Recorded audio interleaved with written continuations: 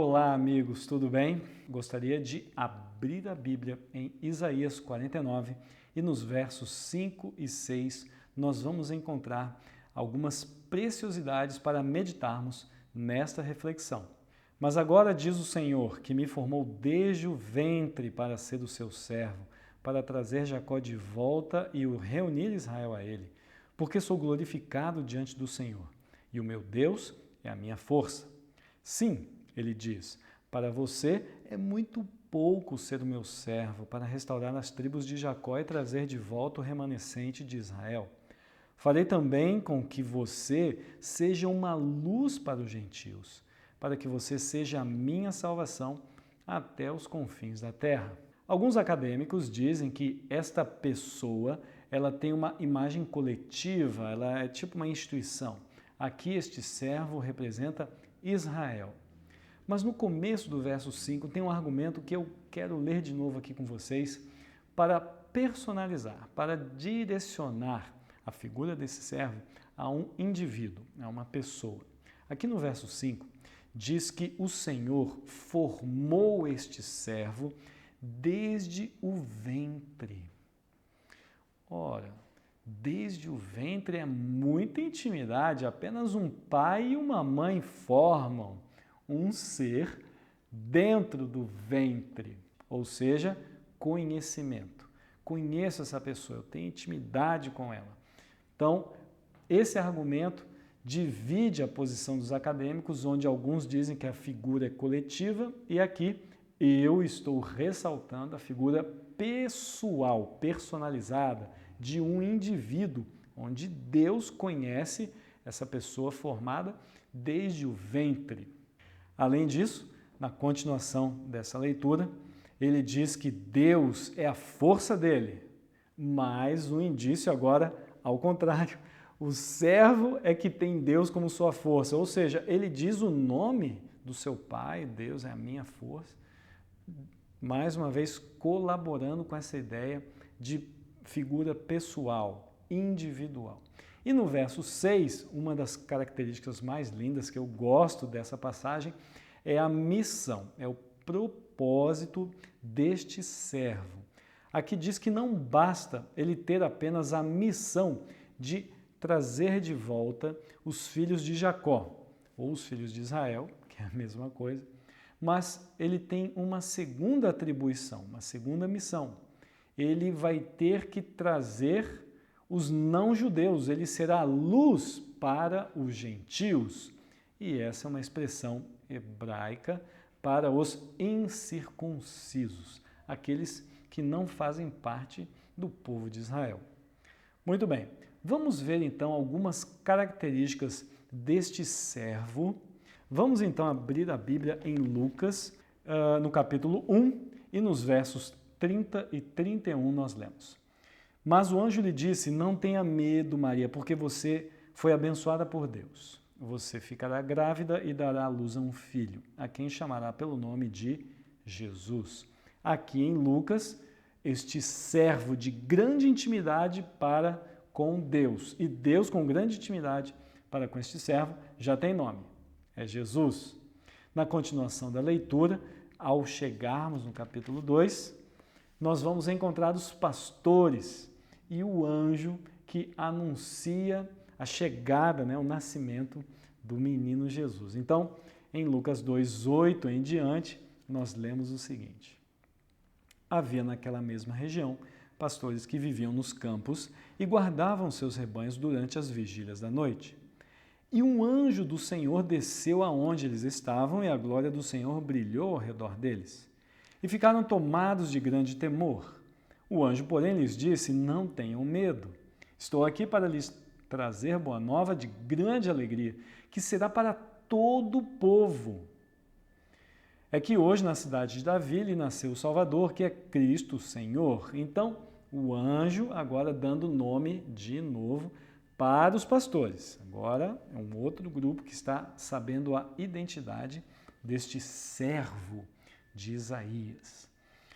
E aí, no verso 12 está lá escrito, isto servirá a vocês de sinal, vocês vão encontrar uma criança envolta em faixas e deitada numa manjedoura.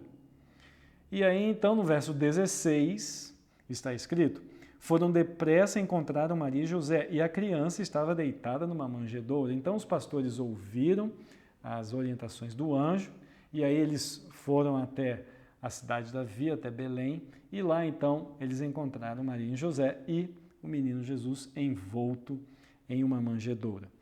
Agora, é importante nós identificarmos uma curiosidade, porque parece tão simples, né?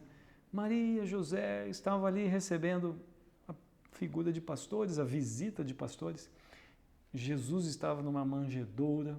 É muito simples de entender. É um status social, uma condição social muito simples, muito íntima, né? Bem familiar. E parece que Jesus está numa manjedoura e não estava sendo bem tratado. Não, ele estava sendo muito bem tratado pelas condições da época. A gente tem que considerar isso.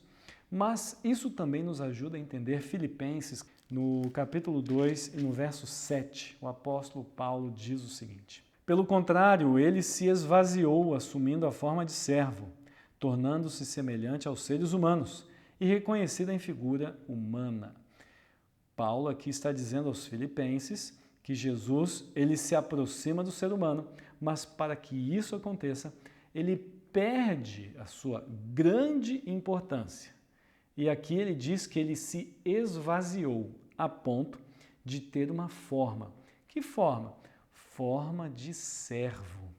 Lá em Isaías diz que Deus conhece o seu servo desde o ventre.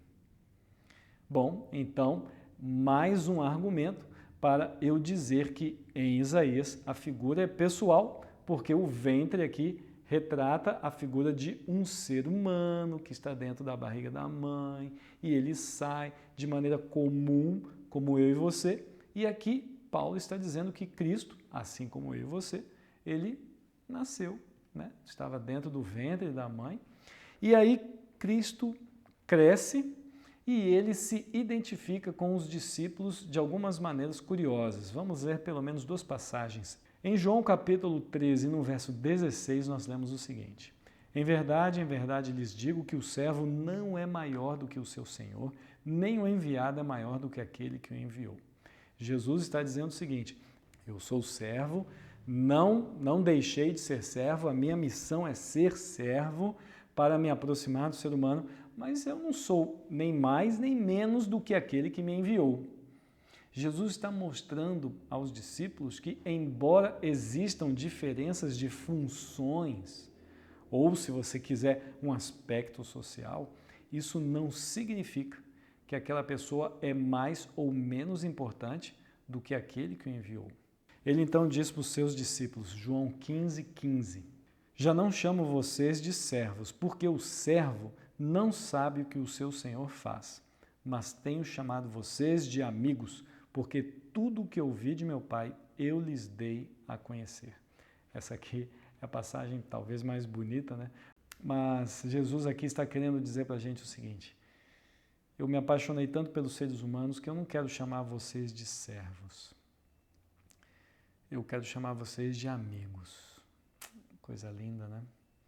Mas em Isaías diz que ele não era apenas um Messias, um servo, que trabalharia com os filhos de Israel. Ele seria luz para os gentios.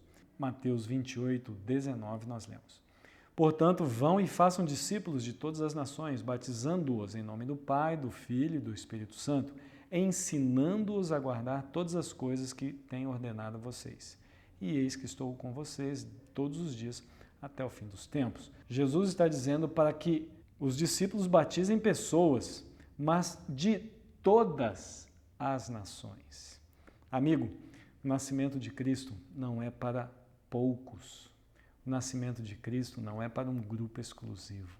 O nascimento de Cristo é para todos. O meu coração pode receber a Cristo de maneira tão simples como ele foi recebido numa manjedoura.